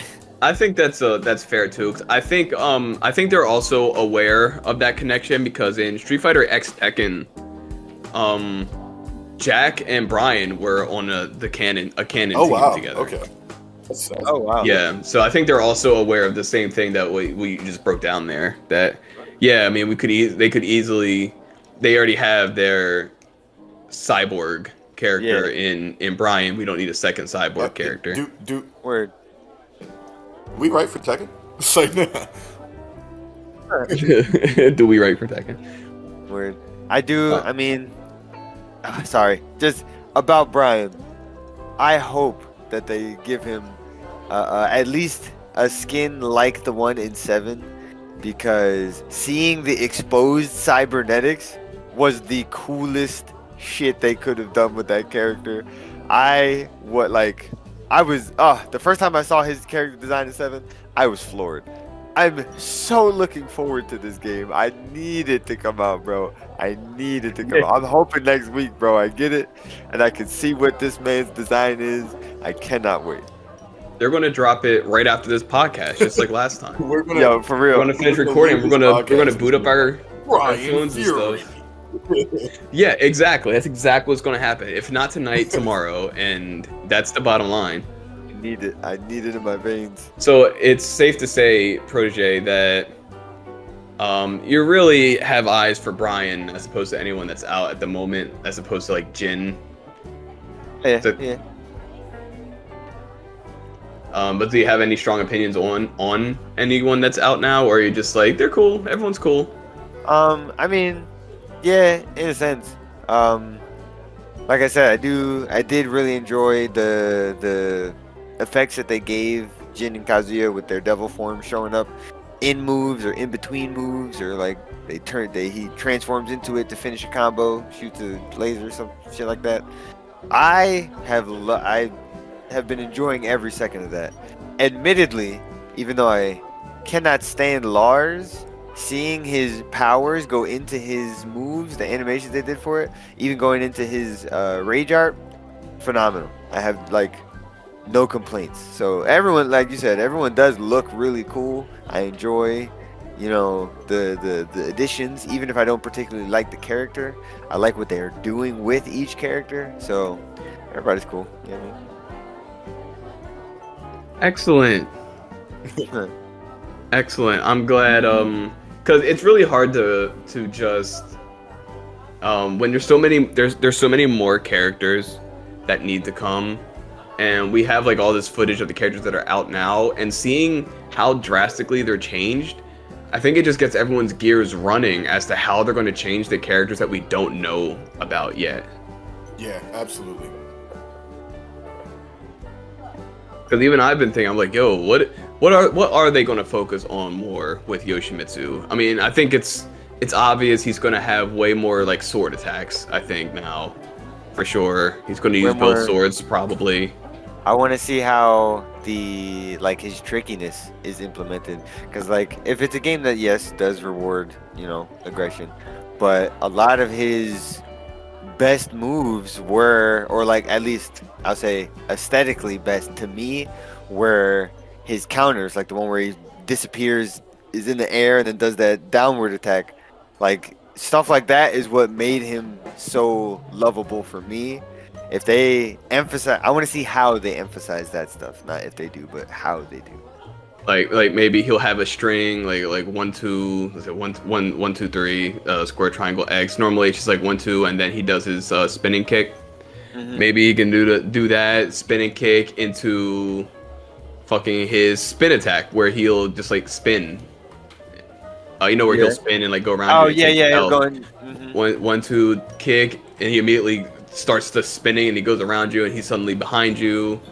Or he'll do like a sword swipe, and then he'll like teleport above you, and you can go into fucking dragonfly after that, or you can come down with an attack after that, or something like that. One of those be the heat activators, you know what I mean? He goes up in the air, gets into it, goes into his heat from that, does an air dash. Dude, I want to see it. I want to see it. I want to see it, and there's a lot of potential in Yoshimitsu, but I also have a wondering of what they're going to do with Panda if the bears do make it. I've been thinking about that too, actually. Are they going to make them more bear-like? Or are they going to just like scrap the martial arts of their kits and have them just like be bears? Maybe they'll tone down the martial arts and have it be just like bears doing martial arts instead of martial arts bears. Bears doing martial arts instead of martial arts bears. Word. I don't know. They have to be in here. I feel like if they don't, it's a crime. Especially with how I can't say. Yeah, no, they're pretty popular characters. They've been in everyone from the beginning, haven't they? Kuma was in one. Kuma's been in almost all of them. Okay. Kuma. I think Kuma has made it into all of them. Okay, yeah. So, I can't think of a game he wasn't in.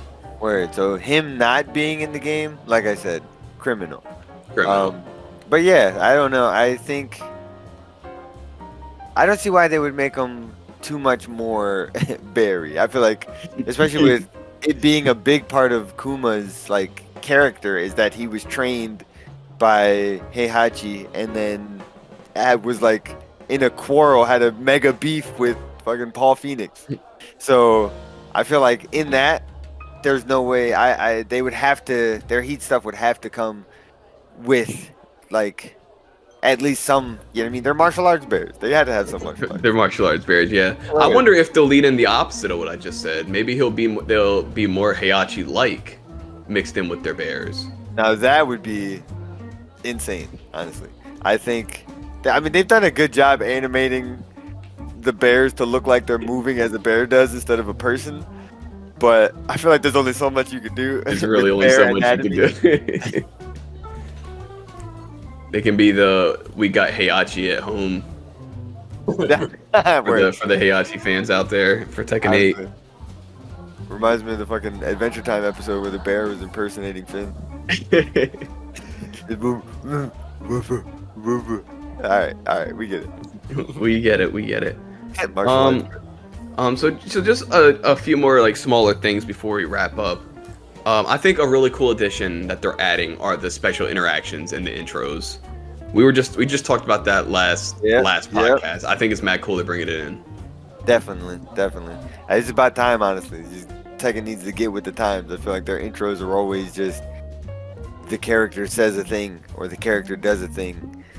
Let them meet up. These people know each other. Yeah, It's been seriously. years, bro. It's been decades. Right. Some of them are intimately like close to each other. Yeah, Not like literally. not like always romantically, but some of these people are like best friends or they're lovers or they were like old rivals or something. Right, Sometimes or I they forget sometimes The I cops. forget that Jin and Hwarang were like rivals or something or cops and criminals. Where, yeah. That- It's like he's a cop. You should hate him. You should say something to him. Not Right. just like throw an iron girder, but speak words. You're a person. For real, you're the super criminal, he's a super I cop. feel like it's Come on. always just Tell been him you like hate him. catchphrases. Like That they've Yeah, had for like 20 Jin will years. come now. out and he'll be like, I have to overcome my darkness. And then like fucking Joan will come out and she's be like, I am the light. I'll help you see the light. And it's like, okay, because you Yeah. have Jin and Joan, that's cool, Yeah. right? But then, Joan goes over to Jack 5 Yeah. and she's like, I'll help you see the light. And then Jack 5's just like pounding his chest. It's like, all right, I don't know light. Great talk, I guess. Great talk. Yeah, word. Yeah, fantastic conversation. I'm definitely with like the little jabs at like history between characters, especially if you're gonna give me like something specific with each character. I don't want just like like McWhoopi mentioned earlier. You said Xiao Yu had a crush on Jin, correct? She's like Okay, full yeah, blown in she's love with Jin. infatuated Love with interest, Jin. yeah. See, I had absolutely zero clue about that. But if like Bro, you gotta watch the like 2-hour video Yo, of Tekken facts. lore. It'll explain everything. Word, But, everything. yeah, so you have her going up to Jin, and then like they open up the fight like, oh, I don't want to fight you because I love you so much, or blah blah blah, and then Jin's like, chick, like you need to back up, like get away from me, please, because this is getting ridiculous now. And now it's not. Now it's like, okay, he's not gonna say that to just any female character. He's like, no, I acknowledge this woman's infatuation with me, and she needs to relax. You know what I mean? Like, I don't know. It's little things like that that I can definitely appreciate over just 2 or 3 catchphrases per, and then maybe when like Kazuya and Heihachi see each other, he's like father, and he's like, It's like, oh, all right. Yeah, This just one. like, I hope that they don't do it with only Exactly. certain characters and then other characters exactly. have That was nothing. like the whole That's- thing I was alluding to. Like, I don't just want it to be legacy characters talking Yeah. to each other. Like, don't just make the Mishimas have like voice lines, and then like if Jin goes up against Panda, he's like, I'm gonna get over the darkness within me. yeah. I agree. I want every character who has like some type of relationship with another character to have dialogue with them. Yeah. Like Paul and Law, they're definitely like fan favorites, but lore wise, they're like D-list characters. I don't want them to get shafted just because they're D-list in the story. I want them to have interactions with each other. I want Paul to be pissed at Kazuya because they fought to a fucking draw and never Yeah. settled that shit. I want Law to be. I don't think Law really has any deep relationship with anyone else. Not too many beefs, no. Yeah. He but did his stuff thing like with that. Steve. I Oh, guess- sorry. I guess he does. Or is that, That was- Forrest? I think it was Forrest, Paul, and Steve that like Oh, That's maybe, yeah. from what But Tekken no, Tag. Yeah, Tekken Tag 2, actually, yeah. But no, I agree with you in that. Like having it where it's not like we all said, it's not just the main cast or like the main family, but yeah, like what you call it, Lei and Brian. You know what I mean? He's been pursuing him. There should be some talks there. Freaking Yoshimitsu and Heihachi. You know what I mean? They should have something to say to one another, even though which card Yoshimitsu may be. I don't know if he's kind of. Does he speak? He speaks and people understand him. Okay, yeah. So, but yeah, they should have something to say specifically to one another. Acknowledge that this is the man who did things. Acknowledge that, you know what I mean, this is the assassin who almost murdered you. We have Shit like beef, that. You understand? Word. But also, when it comes to like, I don't know, if it's two people who may not know each other lore wise, someone like Asuka and Asuka and Steve probably yeah, have never seen each Asuka other and before. yeah, okay, so when they interact, how is that gonna be? You know what I mean? Is it then like Snap said, is it then going to be I need to get over the darkness within me or whatever? I think that'll be the case. I won't front with you. I think if they have no relationship, we're gonna get default lines. What I would Yeah, like, right, is probably. if there was no direct relationship, then there's a status understanding. Like you called her like the king of punching or the queen of punching or something, whatever you called her. Yeah, the punch Queen. So let's say she's like, oh, I've heard you're the punch queen, and then her response is, yeah, let me show you why. You know what I mean? Like I could be cool with that because it's like Okay. it's just neutral. Some like Mortal Kombat it's stuff. like to me that's neutral, and if there's no true connection, at least it's still personal enough that she's only gonna say that to Steve. You know what I mean? I can see that. And that would be cool. Right. Or That like would niggas- be cool. I won't hold my breath for them to be that in depth with it. Honestly, if I'm being like totally real, I don't think we're going to get a ton of special interactions. I think only like major relationships will get special interactions like that. I would love to be wrong though. So, like, I would love. I want to be. I want to be proven wrong 100% here. That's just my prediction though. I mean, no offense to you, but I'm like also with like agreeing with you because I think that would just add a different dynamic to the gameplay as a whole. We're so used. You've said it before in podcasts, but we're so used to seeing like other games not be afraid to like put that little bit of extra interaction in there between characters. You know what I mean? We might know these two characters know each other, and then they just act like they don't in Tekken or in other games they completely do. And like whether you know the lore or not, you're like, oh, I guess these two know each other. There's some history there, even though I've never played story mode before. It's stuff like that keeps you interested in both the characters and the game at large. I mean, I fully agree. Otherwise, they all it makes it feel bots. bigger. They're like, okay. Just like puppets you're controlling, and nobody want to feel that way about the character they're playing. You guys have any opinions on the stages? I'm gonna be honest with you, like, no. I mean, just like, Alright, nice stages. Yeah, Nothing strong. I cannot lie. I mean, maybe when I'm actually playing, like, I'll like notice things about stages, but from the gameplay trailers, I mean, like, good cosmetics, good graphics. It's not like shitty backgrounds and only like super great, designs and animations for the characters. Like everything about the entire scene looks like visually great.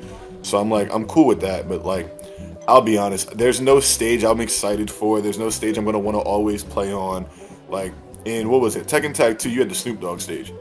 I'll go to that stage every single time because it's like that's a theme. That's like an Easter egg there. But aside from something like that specific, or the Negan DLC, he had his entire stage of when season 7 opened up and he was like killing everybody. So it's like that's cool. That's stuff that I can be like down for. But so far in like the little bit that they've shown us, none of these stages really stand out to me at all. I know Bonsai seemed to be pretty excited about one of the stages, but for me personally, nothing's really grabbing me as far as like stage and stuff like that. I feel that. Protege?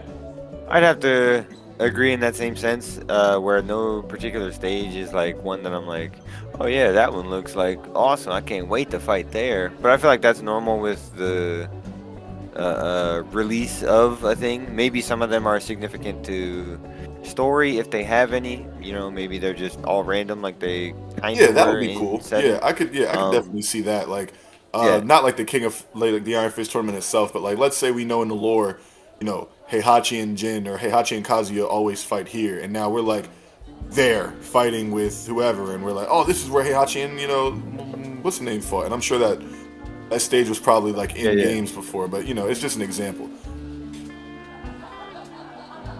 No. I was just saying in the same vein where it's like, then maybe they'll seem more interesting where we have a different connection with them, but they seem like random stages right now. But yeah, they do look great. They look phenomenal. The only stage that I've seen so far. They do. I like the stage I was about to interactions say too. something about that, and I don't know if it's truly an interaction because I haven't really been paying attention to all that. But I have noticed that, again, going back to King, watching King's trailer, there was a point where he threw the guy up against the cage and he bounced off the cage. You know what I mean? Like, It's not like, oh, he hit the cage and then he's like, oh, my back hurts, and then he falls to the ground. Like if you would like knock somebody up against like the wall, to like add like wall pressure damage and stuff. But when King threw him against there, it was literally like he bounced back off for like another hit. So I was like, okay, that's pretty cool because I'm not used to that in Tekken. Normally, if you punch somebody, kick somebody, or maybe even like throw them, they sort of like smack up against the wall and then like drop to the ground, or you have your moment to like do wall damage. But this one, it bounced him off for like another hit, and I was like, okay, that's pretty cool. That's probably like the one stage thing that I could think of. I'm not sure. I'm trying to look at it to see if I can see what you're talking There's about. some that have things that like explode and stuff like that. I mean, that thing might be like character specific, maybe. Yeah, I was gonna say, or that was just a move. Oh no. Yeah, it's like I see what it's you on mean. one of the cage walls. I think that was move said what? specific, maybe. Yeah, I think that was move specific, where he grabs his arm, he does like the WWE turn and see, throws him into it. King can grab and throw people. I don't know how many other characters are going to be able to throw a guy into the wall. You know what I mean? Very true. Yeah, very true. But Fair yeah, enough. so that would be my only thing. And if that's a King But- thing, then that just shits on my entire example of being a stage thing. Well, there are different okay. stage interactions. Things explode. Sometimes the Yeah. characters like will hit it and maybe like stumble away from it or something like that, Yeah, there was one I know in Asuka's trailer. They had there was like a hot dog cart because they were in New York. So she hits. I don't remember who she was fighting, but she hits him into it, and you see the hot dog cart shake, and the guy inside is like, "Oh, it's my hot dog." Yeah, word. So stuff like that is pretty cool. I think then it was like it's akin to like I guess the chickens in Tekken 6. Okay. Yeah. Oh yeah. But other than and the sheep. And but, the sheep. Yeah, in that I do like that they're honestly it's pretty cool if they are bringing stuff like that back, because I feel like 7 didn't have as much of it, and it was a cool part of previous games that I wish was always there. No doubt, and I agree. Tekken 7 didn't have a lot of personality with some of their stages, I think. Yeah. While Tekken Tag 2 had some really cool stages on it, like the aforementioned Snoop Dogg stage. Yeah. I loved Infinite Azure. I thought those were cool levels. Wait, And they had a few other was ones. That was Unknowns, John and Unknowns. Oh yeah, stage. yeah. Okay. I think that's thought- Infinite Azure. No, I'm sorry. That's Heavenly Garden. I'm sorry. Infinite Azure is the one on Tekken 7. That's in the same vein. Oh, okay. That's like Heavenly Garden. I think it is. I'm sorry. Mhm. But yeah. I always ask about stages because I'm a big fan of stages. I think stages are very important in fighting games. Having a wide selection of stages is very important. Having different kinds of stages. No, and Tekken is more important with their stages because some stages can make or break a character. Yeah. Some characters only work if there's a stage with walls, while other ones are way better if they're on an infinite stage. Yeah. So the stages are kind of like characters in themselves. No, I can definitely feel that, especially if they like directly affect certain characters, like you were saying. You know what I mean? Yeah. So I'm out of topics to touch on. So do you guys have any other questions or concerns about Tekken 8? Yeah, honestly, I'm just very excited for it. I'm looking forward to see what else comes out. I am wondering though, because this is technically, what is it? What am I trying to say? How many Tekken podcasts do we have currently? Like, which number is this? Is this 2, 3, 4? No, but like for Tekken 8 specifically, like different food chain members that have been on. Tekken 8. This is okay. So my question would be 8. like, do we plan on coming back to this in a third installment, like when more and more characters come out? Once we get even more information, I think it could be pertinent to come back. But it'll take more than just like a character drop for me at least to dub it necessary. But if like something happens and they drop like 6 characters, like they have like another event and it's like an exhibition and we see all these characters that we haven't seen before playing, We invited all of these pros to play in this tournament, and after the tournament they're going to run a first to 10 using all these characters. We have this person playing Brian, this character's playing Alex the dinosaur, this person's playing Steve, this person's playing Dragunov, this person's playing Yoshimitsu. Then I'm like, all right, I think we could get back on the pod and talk about this crazy shit. Yeah. But just for random character drops, like 1 or 2 or 3. Okay, I was just throwing it out there because with their pacing, I can't tell how far we are in like the reveal for this game. You know what I mean? Like I can't really tell what else is coming, whether it be more characters or. But the last question I had that I wanted to say earlier, but I got sidetracked, is a prediction. Do you guys think that this total like vanilla roster after the game comes out will be bigger or smaller than the initial vanilla roster for Tekken 7? That's a good question. I personally think it'll be comparable. I don't remember how many dropped with the original Tekken 7. It was everyone except the top row was all vanilla, if I'm not mistaken. I think we'll have a similar roster size. However, I think I said this a few episodes ago. No, it wasn't necessarily about Tekken 8. It was about Tekken 8, but it wasn't a Tekken 8 podcast, where I feel like the quality of character in Tekken 7 was much worse, and I feel like Tekken 8's quality of character is going to be better. I can definitely see that. Another thing you mentioned was some characters, like I think you mentioned like was it Jack you said? But somebody had adopted traits of Gigas, and you were like, okay, so Jack. Boom, like Jack picks up some things from Gigas, and there's probably other characters that have been revealed that have picked up some things from other characters. For instance, I saw either a video or like a little skit online somewhere where they said Xiao Yu was showing remnants of Lucky Chloe, if I'm not mistaken, like in either moves that she did or like how she acts. And they were like, oh, well, we know we're not getting Lucky Chloe because Xiao Yu just did one of her stances or something. You know what I mean? I mean, that could be the case. Yeah, I mean, that could be So the I'm case. wondering if they're gonna like use that as like a tease, as like, okay, you guys probably aren't gonna get these characters, but here's how we'll pay homage to those characters. You know what I mean? Like, why have this entire slot of a character when I can just incorporate most of what they do into this character who's very, very similar? You know what I mean? Not saying those two characters were similar, but just as an. Yeah. I see what you're saying. I mean, and I'm cool with that personally, because it's not like you're losing a character. Because these new characters, actually Lucky Chloe is an exception because she actually had a bit of a personality. But these other characters that they might be taken from really weren't characters at all. They were movesets attached to a character model, but they weren't necessarily characters in themselves. So I don't think anyone's going to be fucking pissed that Jack has some of Gigas' moves, or this one character has Claudio's like hop kick or something like that. I don't think anyone's gonna be upset about that. Yeah. Because I really can't. I don't want to speak for everyone. Just me personally, I can't imagine anyone having a deep personal connection with most of the new characters because there wasn't much there to connect to. There's nothing like, oh, what's your favorite aspect of Claudio's personality? I like how he uses magic. It's like, oh, well, that's not a personality. Tell me about his personality. What about his accent? I don't know. Yeah. His accent. No, yeah. I do hope that they go in and flesh out some characters more. And if they are gonna bring some of them back, like Leroy, you know what I mean? They put in the work for him. They started adding him to lore immediately. Let's see some of that. You know what I mean? Put him into the story. They were in one game. Put him in the next one.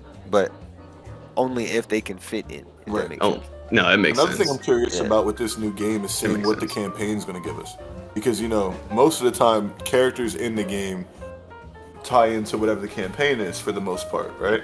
So it's like, everything in Tekken 7, what is Tekken 8 going to give us? You know, like, where does the Mishima bloodline go? With characters like Leroy in it, do we piggyback off of that, you know, Tekken series? Like, is that canon for us to piggyback off of with this game? Or do we stick to being a direct sequel to 7? You know what I mean? Do we jump to another part or just make a whole on some Mortal Kombat stuff where, like, it's not about Liu Kang anymore, it's about Johnny Cage. You know what I mean? In the Cage family. So it's like, Yeah, I don't know, because now we got Jun back in the picture, and just having Jun alone being It's a machine alive and story. back in the story, just I don't want to say balloons because it like that sounds bad, but like having Jun back in the fold, it really can give us a conclusion to the story. That's not just Jin kills Kazuya, because now because Kazuya went bad because Jun went missing. And so it's like not like it wasn't like cause and effect, but if Jun hadn't gone missing, Kazuya would not have fallen as far as he did because Jun would have been there to help. Okay, so like a savior storyline almost with Jun could be a possible outcome. Where she That's just to show him the light. To show him the light, yeah. So I don't know how that's gonna play out because Jin and Lars are, they're trying to stop Kazuya, and Jun is trying to save Kazuya, and that could create some type of conflict between mother and son. I mean, because maybe Jin is like, I'm gonna kill my dad because, and Jun's like, no, we can save him, and Jin will be like, no, because he's killed a lot of fucking people. Yeah. And Jun will be like, well, even he can be saved. And then she'll just pen and stare Jin because he's also killed a bunch of people and he'll be fucking dead. And then she'll save Kazuya. Of course, that's just jokey jokes. But that just shows, yeah, I mean, the story could go anywhere, to be honest. Word. I look forward to seeing that. Look forward to seeing, well, let's hope that they actually give us a story this time. Because what was even, I mean, the story mode in where you play mainly as the Mishimas wasn't bad, but I don't know why. 6 was just a good game. Bring 6. I think everything, like the final boss in 6 was like absolutely valid. Yeah. I think because when Tekken 7 all them and like Street Fighter 5 are coming out, like the cool thing to do in your fighting game was to have a big cinematic story. Yeah. When it came to Tekken, all of our stories were shown with gameplay. Yeah. Like they had like fighting, like beat 'em ups type of deals. It'd be cool if we got something like that for the campaign. I will admit, I story. do miss that. I believe it was Tekken 5 where like Lars was the MC, if I'm not mistaken, or was that 6? So yeah, when like you were running around on like some God of War type stuff, and you're just like doing the whole beat 'em up thing, and I think you could have like co-op, right? Online co-op. I would love something like that because my biggest issue with certain fighting games is that when you're not doing online multiplayer or like going in with your boy and just beating each other's ass, with all due respect, that does get tiring. It gets boring after a while. You either go back and forth over and over again, or one's getting completely overwhelmed the whole time. So it's like when you add different things like a co-op story or like a little arcade mode where you can run around and do stuff, it just gives a different feel to the game as a whole. And and it gives you like other things to want to enjoy about the game or want to look forward to about the game. And I don't know, that's just me. I've been a super huge advocate for classic like split screen co-op play, and that died years ago. But hey man, a man can hope. Don't gotta be split screen, but a man can hope. Nah, it still lives on in his heart. Good lord, that's the letter I'm gonna write McWhoopi. I'm like right, there you go. Write that letter, send it to him. Co-op tonight. I'm like, why does podcast always writing to us? What the fuck? We don't even know who these people are. What the fuck? But with that said, I want to wrap up this episode. We've been going on for pretty long. Yeah. But we touched on pretty much everything there was to touch on, maybe barring a few small details. But Tekken 8 looks fucking fantastic, and I'm so excited. I don't know about you guys, but I'm so hyped. I haven't been this hyped for a Tekken game in a long ass time. I was hyped for 7, but I'm definitely already more hyped for this game than I was for 7. So I'm right there with you. Yeah, no, that's exactly what I was gonna say. Yeah, no doubt. But no, I think we're all no doubt at all. That one. Yeah, we're definitely all in agreement here. So with that being said, I think we could bring this episode to a close. I want to thank you both for coming on. It took a little bit to get our schedules right for this, but I'm so happy it came together so we could record this. So I want to thank you both for being here with me tonight. I'm literally saying the exact same thing to both of you guys, man. I appreciate the opportunity. I appreciate both of you taking the time because this was a nice little lengthy podcast. But most of our podcasts are pretty lengthy, so I'm not too worried about that. I'm just happy to be a part of it and hope we all get to do it again soon. We're definitely same. I'm glad I was able to make it, just because I thought I was going to be super late, and then we ended up pushing it back a little bit, so then made it perfect. I appreciate you guys, one, for allowing me to do that, because I didn't want to miss out on being able to talk to you guys about as much Tekken 8 as we possibly could. So Hell yeah. thank We you for having definitely- me on. We squeeze this rock Honestly. for all its juice. Word. All right, well, that's the episode. So I would like to reintroduce Protege Deluxe It's me, baby. I will see y'all later. and Snapple. Your boy Snap Grapple. Grap, guys. Once again, it's great to be back. I love all of you. I appreciate you guys the most for having me, and I cannot wait to be back behind the mic. He's been Snapple Grapple, and he's been Protege Deluxe. I've been Mick Whoopi Goldberg, and this has been the Bottom of the Pit podcast, where we look to the moon and swap our palettes. And we will see you on The answer the lies next one. in the heart of battle.